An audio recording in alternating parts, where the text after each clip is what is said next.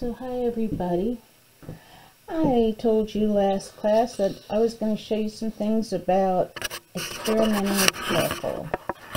So the way I start, this is a photocopy of a French drawing. I was preparing it for another class, and not the camera's not to do anything like get an exact copy, but I just drew it very quickly to familiarize myself with some of the odd shapes that were in it. And then from my drawing, I started doing these studies in charcoal.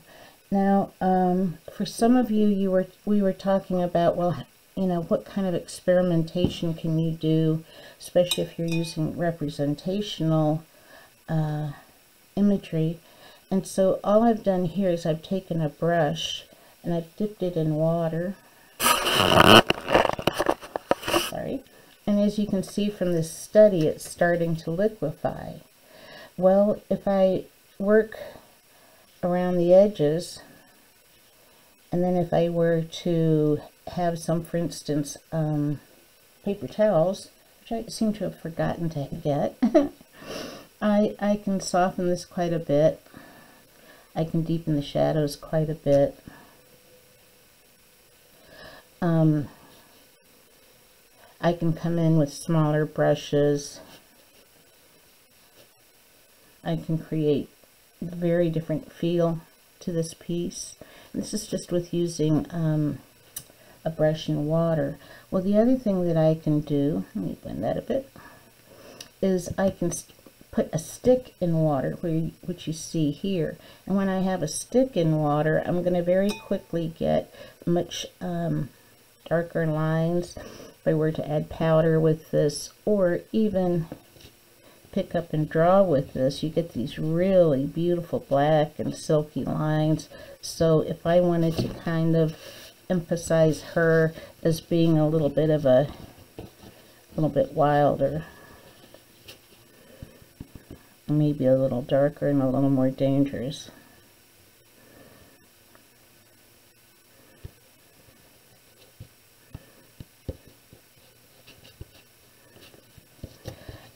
I could come in and get a very ink-like effect with that.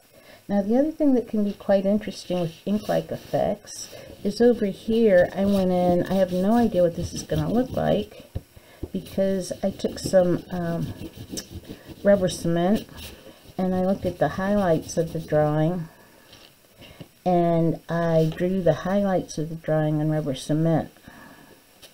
So what's going to happen here is I'm going to cover it with charcoal that's been made into ink.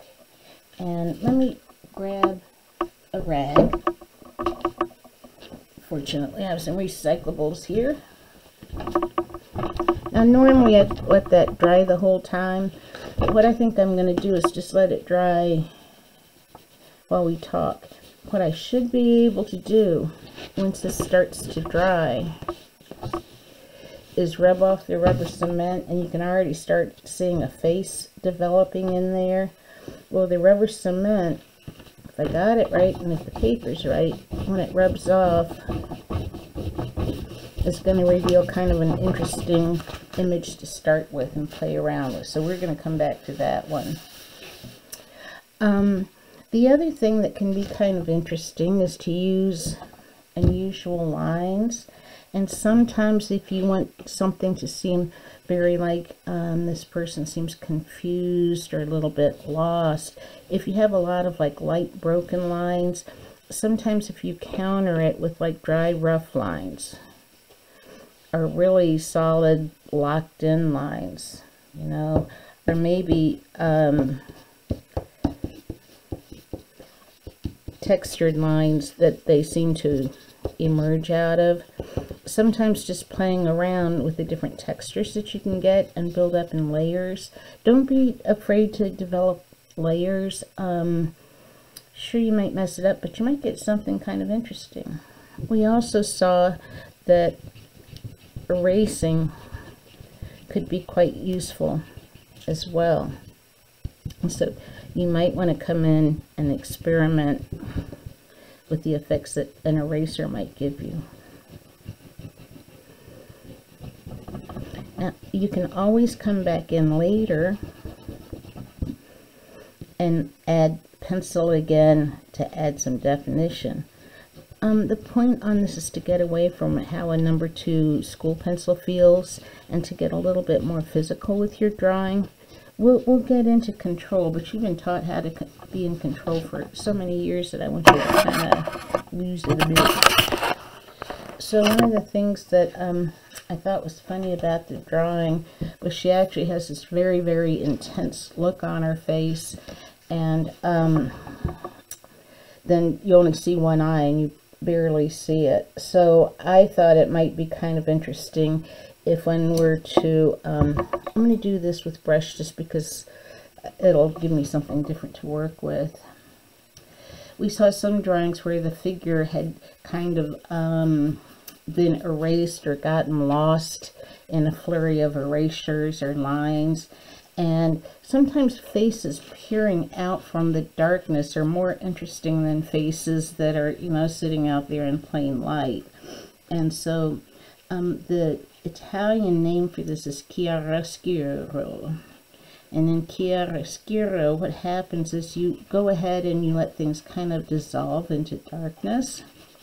And you can actually add a whole lot of darkness before you lose the figure. I mean, people will, when we were doing the endo and exotopic shading, you probably noticed that you could start seeing an image right away. People's eyes fill in images.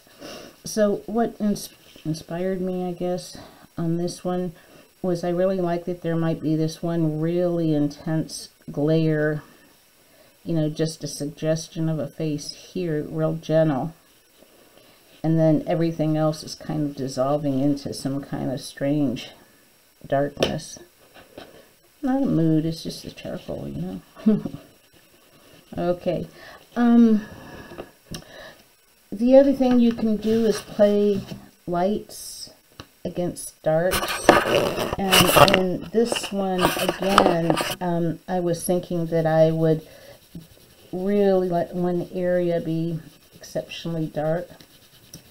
But you see here that there's a funny place on the chin. And what I had originally thought, if you can see the brush-like strokes there, those are strokes of my original rubber cement. And I thought, well, what if I take the rubber cement and just add some of the dry charcoal to it? And it looks like I could get some pretty interesting effects with that. I eventually thought of the masking tape and thought I'd have children in cages. So all I did here was put down some masking tape before I started to draw, and then just drew across it like, you know, it wasn't there.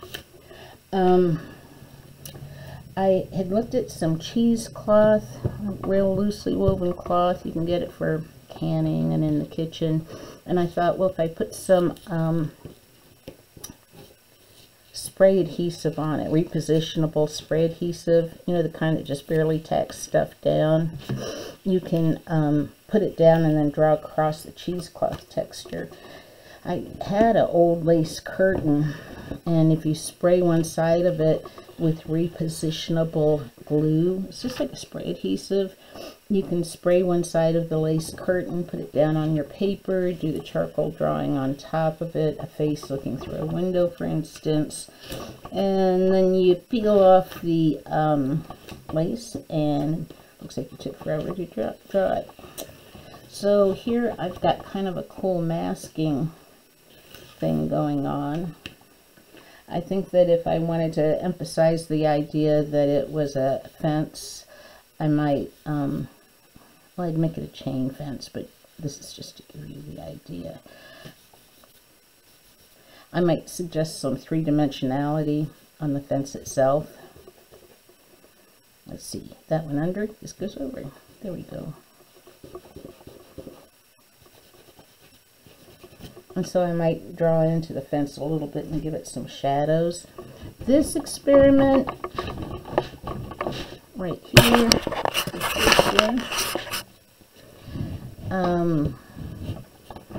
At first looks like a disaster, but you never know when disasters in the making might become something interesting. So let's see if the professor has a disaster or something brilliant. I'm feeling like the paper is real thin and was grabbing the cement.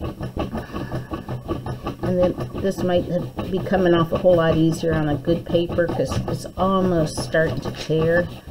And whereas in the second one experiment I did, you can tell it's a face. Man, I can't. I think I'm just tearing the top of the paper there. So I don't think that the paper was good enough to take a big dose of it. Seems to me like you can't even see a face there. There's some possibilities for stuff in the background, but on the drawing paper that we have, using the rubber cement had some interesting fluid effects on it. Now you can draw perfectly normally, I'm sure, and you'll have plenty of times where you can quiet your drawing back down.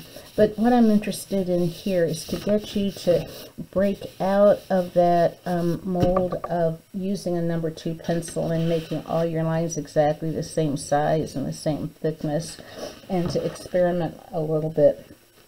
These that I've done here, you know, I'm doing them as samples for you to kind of give you some ideas of how loosely you might be able to draw and still get some representational images. She looks dangerous. I would expect you to do a whole composition. By that I mean there's a background, and there's things going on in the area. It filled up the page completely. You know, you've really thought it out. So these are just some samples to play with. So don't do samples of a face, for instance. You want to do an entire image where you're considering using charcoal in an experimental way. And if you look on the experiments with charcoal page, I really spent some time looking those up for a reason for you. So I hope this helps. Have fun with it. Make sure your hands get real dirty. It's the fun part. Bye.